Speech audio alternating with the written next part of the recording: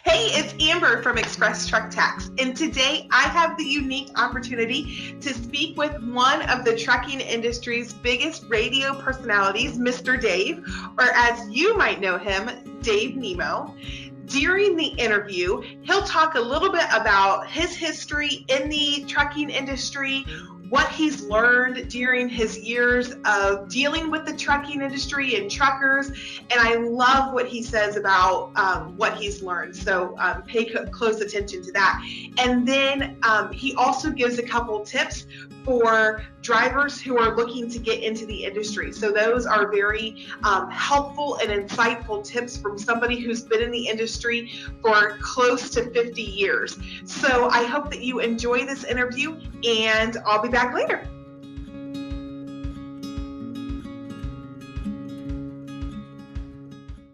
Thank you so much for joining me today, Mr. Nemo. It is a pleasure to be able to just speak with you as an industry professional, and I really appreciate you taking the time to join me today. Amber, it's a great pleasure to be here, but just call me, well, actually, don't call me Mr. Nemo. You can call me Mr. Dave. Mr. Dave, okay. Just kidding, just kidding. Well, it's great to be here with you, and thank you for having me. I don't do very much video, so this is kind of cool. Yeah, awesome. Well, I just wanted to talk with you a few minutes about your history in the trucking industry and how you got into the industry and what you've learned. And I understand that you just finished or you're coming up on 50 years in broadcasting. So congratulations. Well, thank you. That's a huge milestone. It is. I didn't know you could stay under the radar that long. You know what I mean?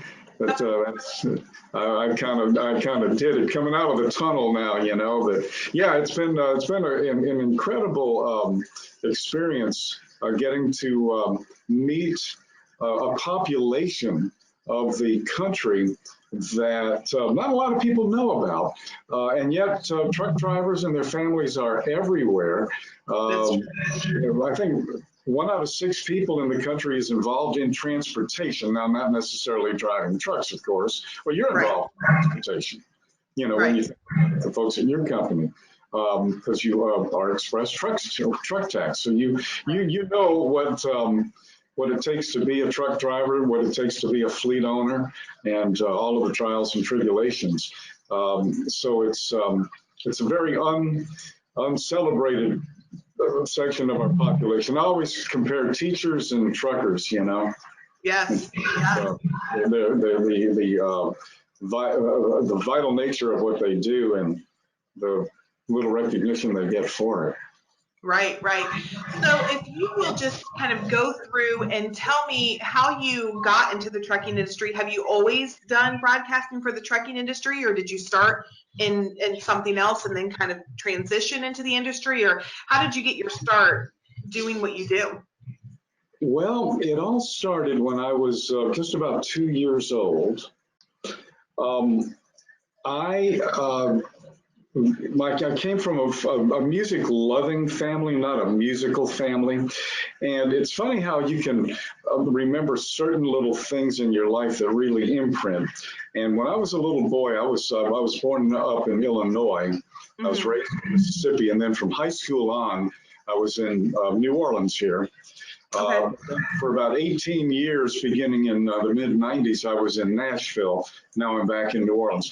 I mention that only because up in Chicago, there's a radio program there was a radio program called the National Barn Dance. That's the show that the Grand Ole Opry kind of copied from, if you will. And I remember the family used to listen to it every Saturday night. And for some reason, about 2 years old, I remember hearing "I'm Moving On" by Hank Snow on that show. You know, where it starts off, you know, and I was glued to that sound and that music. And that's the first record I ever remember. fast forward through my boyhood years and whatnot, I started taking guitar lessons in the 3rd grade. I played snare drum and French horn in the orchestras. I was in bands in high school and college. So I was always a musician. It was always about music for me. My introduction to radio was as the music director of my campus radio station here in New Orleans at Loyola. It was in its infancy, the department. It went on to world renown after I left, but and so when I was the program director of the radio station, music was the thing. Radio was a vehicle for music to be heard. Right. When I was a boy, when I got older, I used to listen to the radio all the time. And I realized that what made it so much more fun than just listening to records were the disc jockeys. The disc jockeys, they made it exciting. They made it fun. Feel like you were in the in crowd, so to speak, and you're just a kid in your room. Back in those days, the typical high schooler would be locked up in their room listening to the radio. Right. And so that's where it really got started. The trucking thing, it really kind of happened just almost by accident. I got hired on at WWL when I was a senior in college. And I was the first kid they hired. I was the first part-timer ever. And the union and everything. And I was a disc jockey, played some music, read the weather in the news, that sort of thing on Saturdays and Sundays. And then when the Vietnam lottery came up, I don't know if you remember, you're not old enough to remember that, but back in 1970, they had a bunch of guys in suits on this big stage with, those big hoppers where they pull out the lottery numbers? Yes. Balls? Yes. Well, that's what they did. They had a lottery. And whenever your birthday came up, that was your lottery number. And my lottery number was 16, which meant that I was going to get drafted. So I just went ahead and joined the Army. I'd been in the ROTC and I was ready to go anyway. So I joined the Army, and I wound up, of all things, by the grace of God, I wound up on the radio in Seoul, Korea, at the Yongsan Army Air Force Base. And had a program called Nemo's Night Beat. I was on from 6 to midnight. And I played. Really? When I came back to New Orleans, I came back home after the Army. I went back to WWL to see if there were any job openings.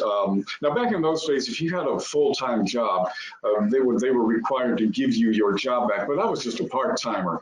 But as fate would have it, the program director who was there, his name was John Peely, he said, "Dave, can't believe this. You must have just passed a guy on the sidewalk just now. He just walked out the door. I had to let him go. When can you start?" Wow. So Charlie, now let me circle back a little bit.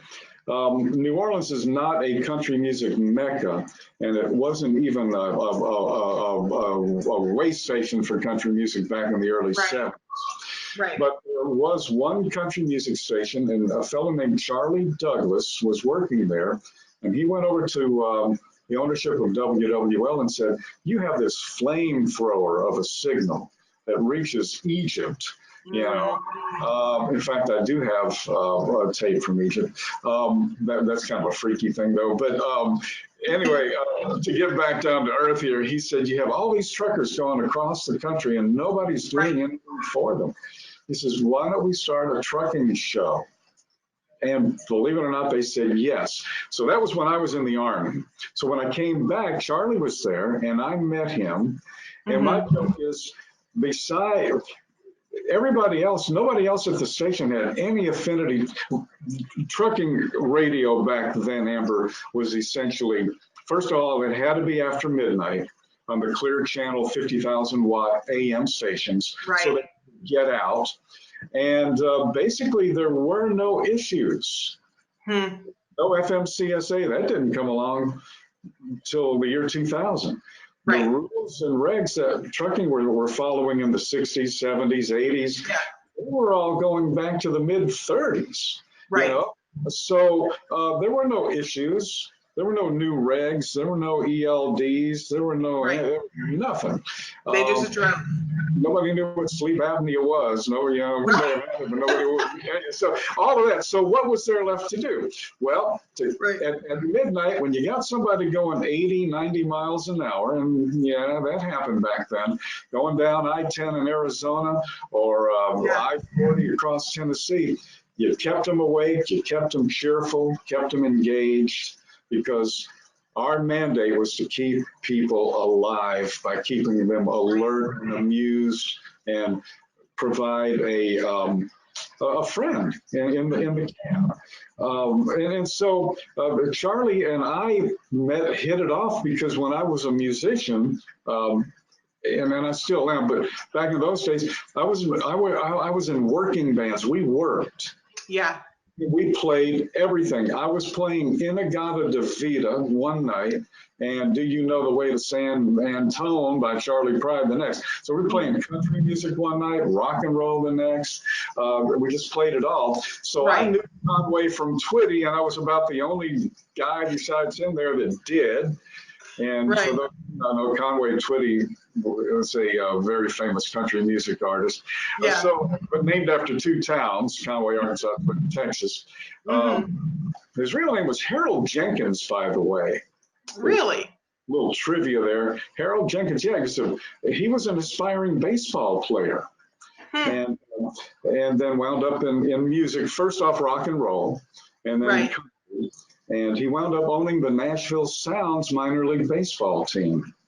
But interesting. I digress, and I'm notorious for that. So it's all right. The only reason I grew up listening to him at my grandma's house. So there you go. Yeah. Exactly. So he and I hit it off, and we split the shift. Eventually, I started off on the weekends, and then we split the shift during the week. And he was gone a lot, so I was on more than he was, actually. I added it up one year, and I was on 68% of the time. Wow. On a 50-50 thing, because he was always traveling and everything. So I just held down the fort. And then he left in '84, went to the Grand Ole Opry and WSM in Nashville. And I kind of took over, and then, here we are on video. Wow. That's None of this was invented in that time, not even thought of. Right. Wow. That's impressive, though. So tell me what you've learned in your history in the trucking industry, how the industry has changed, and really what you've learned over the years. I think the most significant and impactful thing that I learned about trucking was not about trucking, but about the truckers. And what I learned right off is that there are no stereotypical truck drivers. And I say that because we are still operating under the general public is still operating under the impression that it's all about Smokey and the Bandit. That wild and woolly trucking all night, taking pills and driving across country and running several log books and the outlaw image and all of that stuff that the movies and the music really portrayed, that's still the way it is. And I found out early on that it never really was that way. It never really was quite that way. Art imitates life, but sometimes art exaggerates life to a great degree. So I really found that I have a great affinity towards drivers. One of the things that Charlie told me early on was that a truck driver, this is 1972, he says a truck driver can spot a phony a mile away. And so he says, just be yourself. They'll either accept you or not. One of the things that helped me to be accepted, I think, was the fact that I had just come out of the Army too. And just about everybody on the road at that time was either in or was going in, or it just come back, or it was just going in because it was the Vietnam era. And the other thing was that besides being a musician, I also worked on the riverfront here. And on the barges, I was a fleet man for a company called American Commercial Barge Lines, ACBL. So I worked, I used to get, I worked 4 to midnight, and and I was in high school now, and my mom wouldn't let me in that. She told, I had to take my clothes off before I came inside. That's how dirty. So in other words, I'm strictly lower middle class, blue collar guy. Right. And so we had that affinity, I think. And I think there's a genuineness among the trucking population. If you listen to the radio now, we're all talk because there are things to talk about now.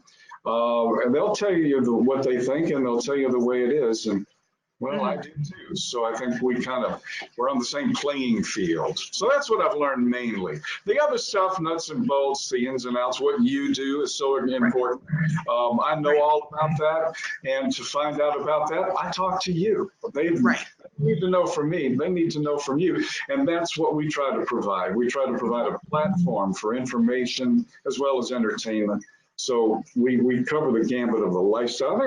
I don't want to say we're the first of this and first of that, but I do know that we were among the very first of the health and wellness pioneers. Right.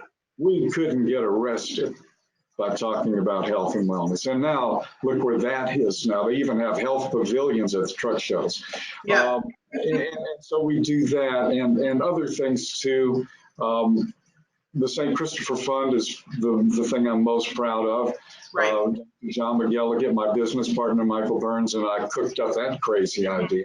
And now 10 years later, there it is, Right. And we've got incredible partners with folks like T.A. Petro and others. So they're having their band together campaign right now. Right. With wristbands, and things like that, keychains.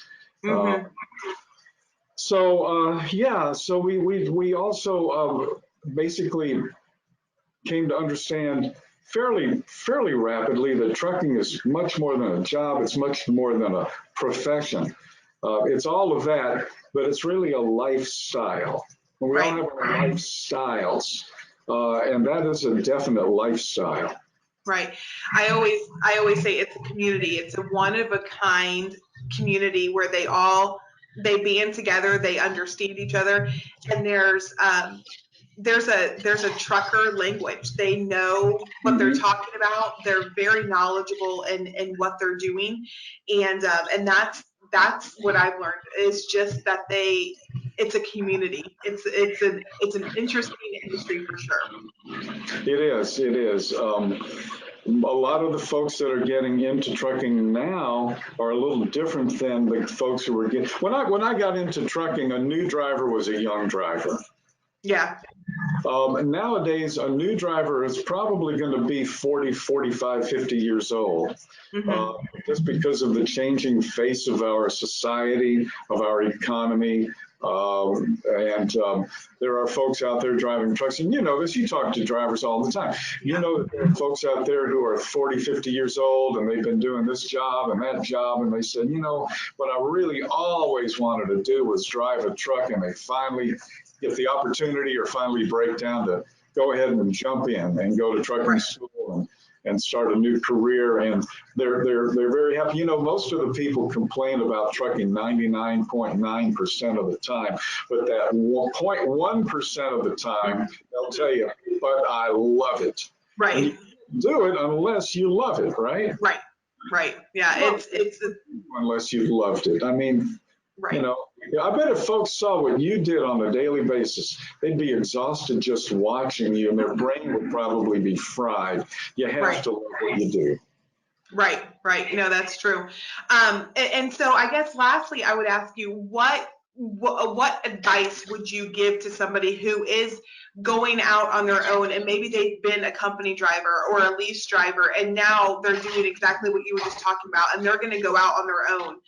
What advice would you give to new drivers?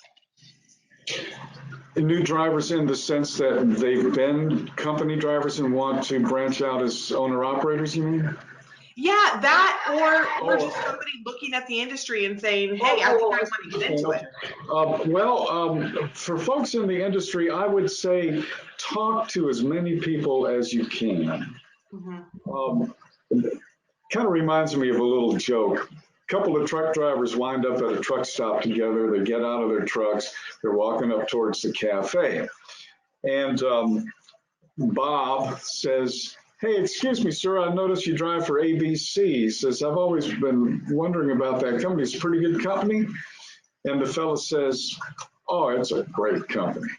He says, "I love it. I've been here for 17 years. You couldn't ask for a better company." And so Bob, thank you, and they part ways. And about 6 months later, same thing happens. These two guys wind up at the same truck stop, same time. They're getting out of their trucks together. And Bob runs over to that guy and says, hey, you remember me? I asked you about how good this company was, and you said how great it was. I haven't been home for 6 months. And he says, "Yeah, ain't that great?" Yeah. Talk to as many people as you can so that you get as many views of what they're doing as you can, and then put them all together and then see where you fit in on that scale. Because for some, one man's a treasure, and so really find out from other drivers in the industry, different types of drivers, where would you like to be, and there's so many, going back to the early 70s, there was an occupation called truck driver, and it meant, here's the truck, here's your keys, here's your map, we'll see you later. Okay, now call when you need a load. Now it's like, well, do you want to run regional? Do you want to run overnight? Do you want to run coast to coast? And there are so many configurations of fleets, and that's always changing, always metamorphosizing. The other thing I would say, and I know this is probably not what you're asking, even within the trucking industry media, but certainly in the general media, there has been a big run-up of stories about robot trucks, autonomous trucking. 3.5 million truck drivers out of work by next Thursday. No, that's not going to happen. And nobody's going to really be out of work because of autonomous trucks. Some jobs are going to change, and probably change for the better. Right. So don't let that be a hindrance. And I know there's a lot of fear about the unknown, but every day is the unknown. Yeah, for sure. Wow. You've shared such knowledgeable information. Just from being in the industry for so long, I so appreciate you being with us and just taking a few minutes out of your day to just talk with us. And I hope you have a great rest of your day. You too, Amber. Thank you so much for having me on. I really appreciate it. You're very welcome. Thank you. How awesome was that? I loved getting to interview Mr. Dave Nemo, and I just want to again thank him for his time and for all of the information that he was able to share. So don't forget to listen to the Dave Nemo Show live weekdays from 7 to 11 a.m. Eastern. And then if you love this video, and I know that you will, don't forget to like this video, share this video with your friends and your family, and then don't forget to like us on all of our social. We are active on social, and we're constantly posting updates and things to help you be successful as a truck driver. So like and share this video, and then like us on our social pages. Thank you so much. Have a great week. Bye, guys.